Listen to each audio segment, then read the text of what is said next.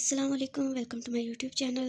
तो आज हम फिर से आए हैं सजीला निसार के novel queen of my heart के सीज़न 3 स्टोन हार्ट की किस्त नंबर 21 के साथ।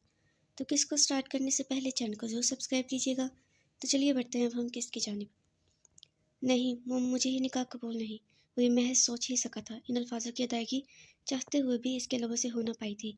सब इसको यूं साकत और खामोश पाकर एक दूसरे का चेहरा तकने लगे, जबकि इसकी खामोशी पर मोई साहब ने गुस्से से इसके कंधे पर हाथ रखा।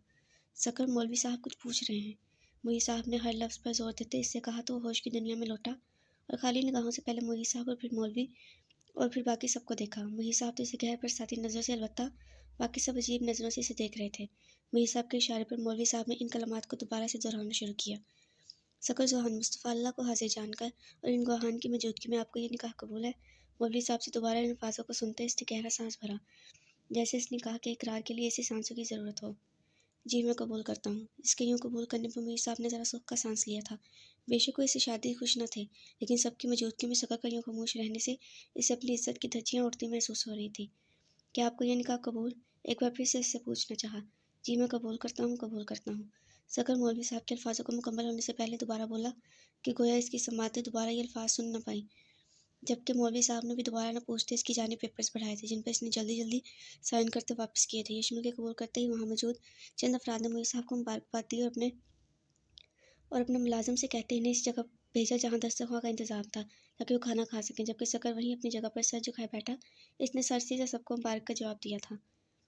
सकर लाउंज के खाली होते ही मोई साहब ने इसकी जानिब आते इसे पुकारा था, तो इसने गायब दिमागी से सर उठाए मोई साहब को देखा।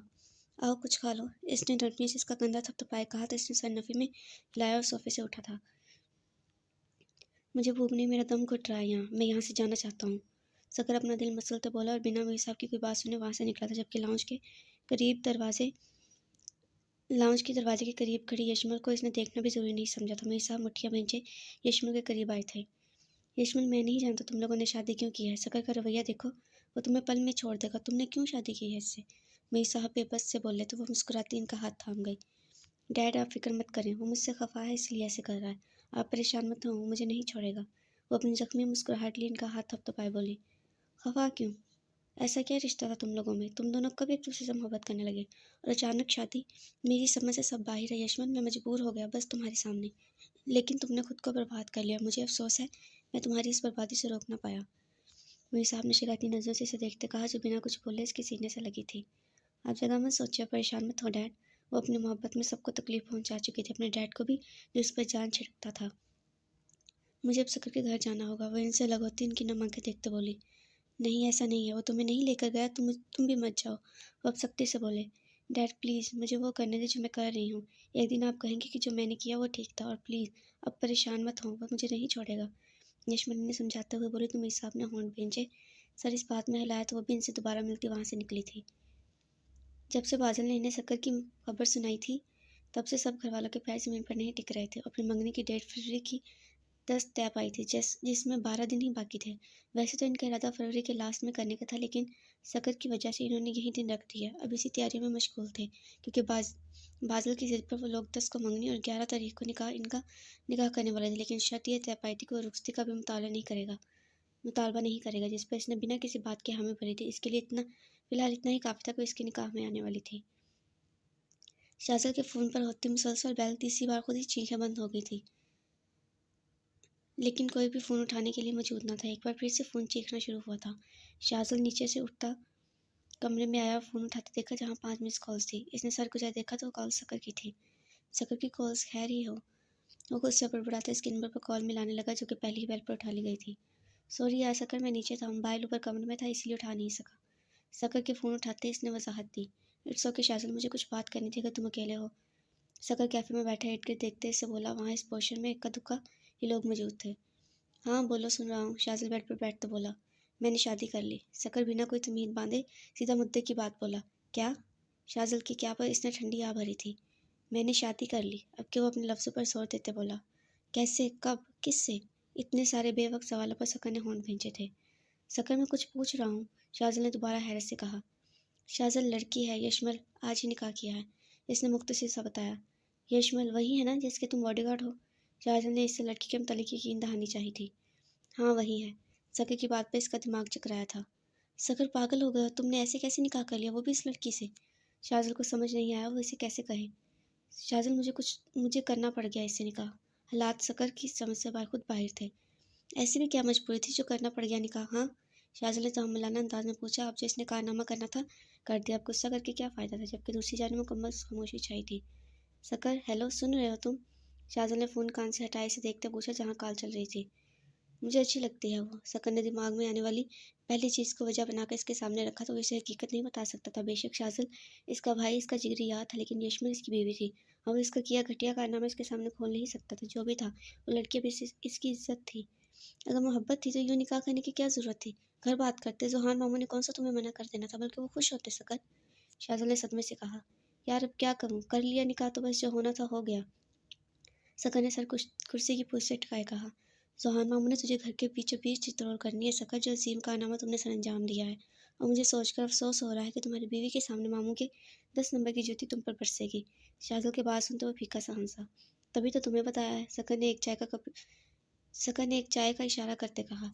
बादल की मंगनी पे यशमल आएगी? इसकी बात पर सकर खुद सोच में पड़ा था, इसने इस मुतालिक सोचा न था। हाँ शायद, कुछ सोचते हुए सकर बोला। सकर, अब क्या करने का सोचा है तुमने? शाज़िल अपना माथा मसले से पूछने लगा। जो होगा देखी जाएगी, घर में किसी को मत बताई, तू लंगोटिया यार है, तुझे तो बताना ही था। सोचा भाई को निकाह की खबर दे दूं। सकर हल्के फुल्के अंदाज में बोला। शाज़िल से बात करते से यशमल पर गुस्सा और निकाह की असल वजह से चंद सेकंड में दिमाग सुकून आया था। तू तो रहने ही दे, बुलाना तो दूर की बात बताना भी ज़रूरी नहीं समझा, निकाह करके बता रहा है। शाज़िल ने शिकवा किया तो खामोश हुआ। अब वो इसे क्या ही बताता। जब आऊँगा तब शिकवे कर लेना, बस कुछ दिन की बात है। सकर ने चाय का घूंट भरते कहा। शिकवा नहीं करूँगा मामू से पहले मेरी जान, मैं तुझ पर हाथ साफ करूँगा। शाज़िल ने खफकी से कहा। कर लेना हाथ साफ, लेकिन बादल की मंगनी और निकाह के बाद। मैं नहीं चाहता इसके फंक्शन में मेरा चेहरा बिगड़ा हो। सकर ने शरारत से कहा तो वो हंसा था। खैर मुबारक हो निकाह की, बहुत ज़्यादा, हमेशा खुश रह। पर हाल तो तेरा वही होना है जो मेरा हो रहा है, अल्लाह तुझे हौसला दे। वो और भी न जाने क्या क्या कह रहा था, जिस पर मुस्कुराता इसे जवाब देता तो कुछ इसकी भी टांग खींचता। आइज़ल आज कुछ दिन बाद यूनिवर्सिटी आई थी। यहाँ आकर भी वो खामोश खामोश थी। शायद वो इस वाक़े के बाद बहुत खौफ़ज़दा हो गई थी। लेकिन आखिर कब तक यूँ छुट्टियाँ करती? कभी तो इसे यूनिवर्सिटी आना था, लेकिन इसने एक गलती की थी, घर में इस वाक़े के बारे में ना बताकर, और इसका इसे बहुत जल्द ख़मियाज़ा भी भुगतना था। टाइम क्लास के दौरान आइज़ल को मुसलसल किसी ख़्याल में खोए खोए बैठा रहा देख रहा था। आखिर इसने तंग आते हाथ में पकड़ा मार के इसकी जानिब उछाला तो वो यूँ मारकर लगने पर गड़बड़ाकर अपनी जगह से उछली थी, और फिर दाइम के साथ-साथ इसने बाकी सबको देखा जो इसी की जानिब मुतवज्जा थे। मिस आइज़ल, एक तो आप पहले ही इतने दिन गैर हाज़िर रही हैं। अब अगर क्लास में तशरीफ़ ले आई हैं तो कम से कम वजूद के साथ अपने दिमाग को भी हाज़िर रखें। टाइम के तंज पर वो खामोश से चेहरा झुका गई थी। इसकी आंखों में नमी दौड़ी थी। वो इस दिन के बाद अब ज़रा-ज़रा सी बात पर रोने लगती थी। कोई प्यार से भी बुलाता तो इसकी आंखें नम हो जाती। अब भी ऐसा ही हुआ था। सर, क्या मैं क्लास से जा सकती हूँ? वो चेहरा झुकाए ही भराई आवाज़ में बोली।